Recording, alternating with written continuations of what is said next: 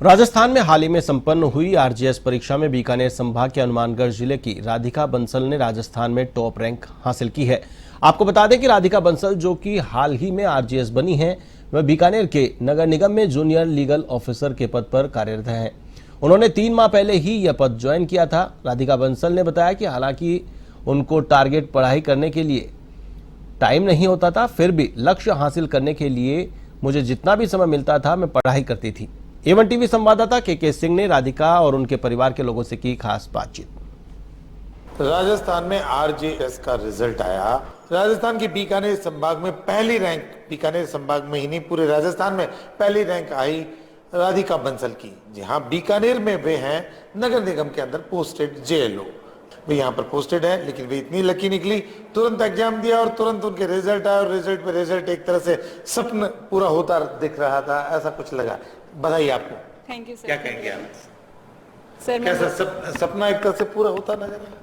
जी sir, मुझे मतलब भरोसा था कि मेरा होगा, लेकिन बाकी लोगों का सपोर्ट भी बहुत ज़्यादा था। जैसे यहाँ पे मेरे को निगम से भी बहुत सपोर्ट मिला, डीएलआर सर का स्पेसिफिकली, तो मतलब मुझे लग रहा था कि नहीं हो जाएगा। नहीं, बाकी ऐसा कुछ नहीं लगा आपको कि इतना जल्दी सब कुछ? अभी हमें बता रहे थे कि यहाँ के अधिकारी के अब 3 महीने पहले ही अभी ज्वाइन किया है ये, और फिर नई एक तरह से ज्वाइनिंग। सर वो था कि मतलब थोड़ा कम टाइम है शायद, लेकिन फिर भी ये था कि जितना कम टाइम उतनी अच्छी तैयारी हो जाएगी, तो मतलब मैंने फोकस प्रिपरेशन भी रखा।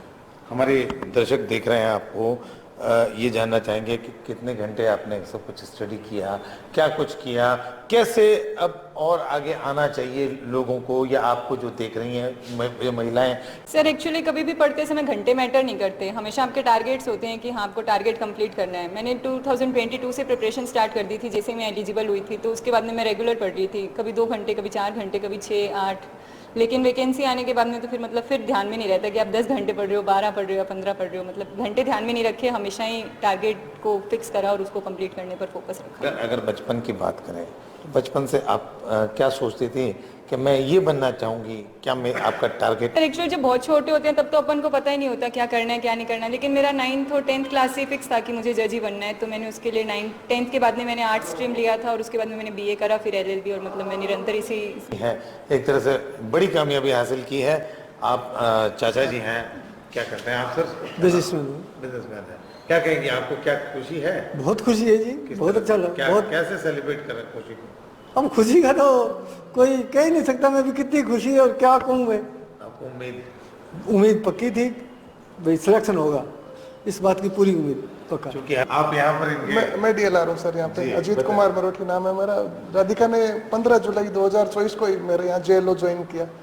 तो पढ़ाई के लिए और के लिए जो समय चाहिए था, इसको इंटरव्यू की तैयारी के लिए और के लिए पूरा प्रयास किया हमने, जितना लोगों ने भी सहयोग किया। बिल्कुल किया सर, किया। और बाकी तो सारा कुछ क्रेडिट इसकी मेहनत को है, सबको है। हमने तो जो हमारा काम था वो किया, इसको थोड़ा पढ़ाई के लिए जो समय देना था वो दिया।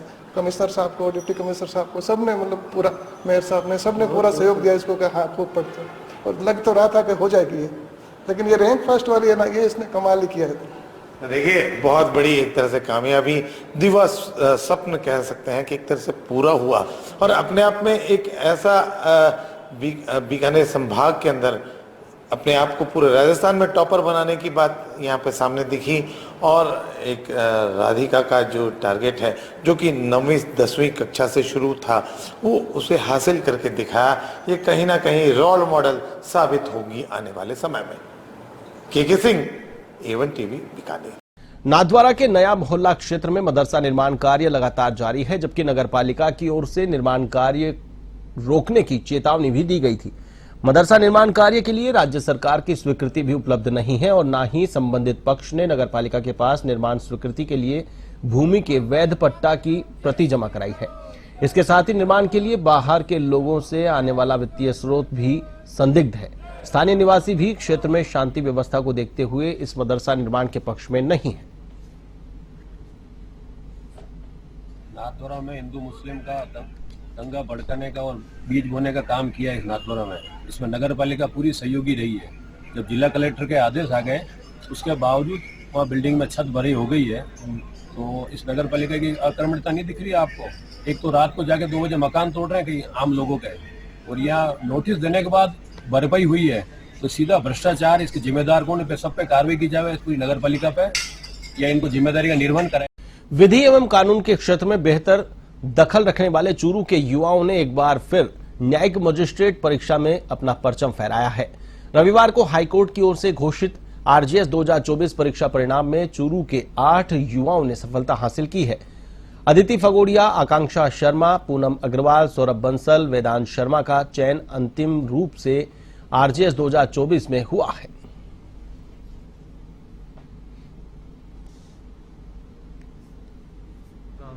बच्चे में अद्भुत प्रतिभा है और जो ही इसने एलएलबी में एडमिशन लिया और मैंने इससे जो भी सवाल पूछे मुझे लगा कि इसमें अद्भुत प्रतिभा है और फिर ये उसमें इतनी मगन हो गई, इतनी तल्लीन हो गई कि इसको पैशन हो गया लो। सबसे पहले तो मेरे आदर्श मेरे दादाजी श्री आशाराम जी शर्मा, वो रामगढ़ के बहुत ही ख्यात अध्यापक रहे हुए हैं और मेरे फूफा जी श्री बंशीधर शर्मा, वो दोनों मेरे आदर्श है। उसके अलावा मेरे मम्मी पापा और दादा दादी और समझ। चाकसू उपखंड क्षेत्र में प्रशासन मिलावटखोरों के खिलाफ सख्ती बरत रहा है। इसी क्रम में जिला कलेक्टर डॉक्टर जितेंद्र कुमार सोनी ने विशेष खाद्य सुरक्षा टीम का गठन किया, जिसके अंतर्गत स्वास्थ्य अधिकारी डॉक्टर हंसराज भदालिया के निर्देशन में विभिन्न खाद्य निर्माता फर्म्स का निरीक्षण और नमूनीकरण किया गया है, जिसके तहत प्रसिद्ध मिष्ठान भंडारों पर भी मावा की मिठाइयां, चॉकलेट, बर्फी, पनीर, काजू कतली समेत अन्य खाद्य पदार्थों के नमूने लिए गए हैं। वहीं जोधपुर स्वीट्स कोटखावदा मोड़ से 50 किलो दूषित और पुराना मिल्क केक नष्ट करवाया गया। साथ ही भगवती मिष्ठान भंडार, जोधपुर मिष्ठान भंडार 50 किलो सूखी और पुरानी मिठाइयां नष्ट करवाई गई है। आपको बता दें कि सैंपल लिए गए हैं और सैंपल लेने के बाद इन सैंपल्स को जांच के लिए प्रयोगशाला में भिजवाया गया है। हाईकोर्ट के आदेश के बाद नगर निगम ने एक्शन लेते हुए अतिक्रमण के खिलाफ बड़ी कार्रवाई को अंजाम दिया है। आपको बता दें कि गलबलिया ट्रेडर्स की 3 मंजिला दुकान को ध्वस्त कर दिया गया है। गलबलिया ट्रेडर्स की 3 मंजिला दुकान पर की गई कार्रवाई से सभी को संदेश मिल गया कि नगर निगम अब अतिक्रमण पर सख्त एक्शन लेने वाला है। अतिक्रमण हटाने की कार्रवाई के दौरान नगर निगम आयुक्त श्रवण कुमार, एसडीएम राजीव शर्मा, पुलिस जाब्ता मौजूद रहा। गलबलिया ट्रेडर्स वाला था, इश्यू चल रहा था कई दिन से कोर्ट में, फिर कोर्ट का भी डिसीजन आ गया था, तो वो आज सीएफसीडी में आ रहा है, कुछ पोर्शन कुछ उसके बफर जोन में आ रहा है, तो इस हिसाब से उसको हटाया गया है।